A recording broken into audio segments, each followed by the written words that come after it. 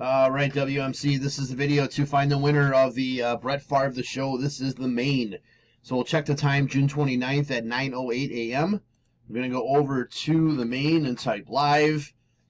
We have June 29th at 9:08 a.m.